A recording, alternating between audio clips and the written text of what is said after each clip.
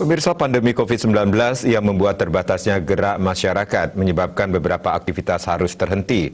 Namun, keberadaan teknologi digital masih memberikan kesempatan bagi aktivitas tersebut, khususnya pelaku seni dan ekonomi kreatif untuk tetap mampu berkarya, meski mau tidak mau harus beralih ke digital.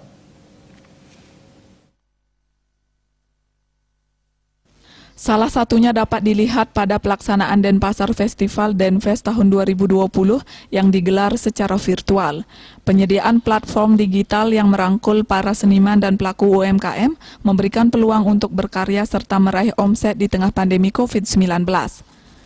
Kepala Dinas Pariwisata Kota Denpasar, Desire Mulyani mengatakan, Denfest yang digelar secara hibrid offline to online cukup efektif dilaksanakan di tengah pandemi COVID-19. Denfest memberikan kesempatan para seniman tampil dan peluang bagi pelaku UMKM untuk memasarkan produk yang dimiliki. Pelaku seni dan UMKM sangat antusias karena di tengah pandemi sangat sulit berkarya atau memasarkan produknya. Dengan pemanfaatan platform digital, pemasaran produk UMKM cukup bergairah. Dari 1.225 UMKM yang mendaftar, transaksi yang dicapai selama 3 bulan terakhir mencapai 3,6 miliar rupiah. Saat ini layanan platform digital yang merangkul UMKM di Kota Denpasar masih tetap berjalan, meski Denfest sudah ditutup.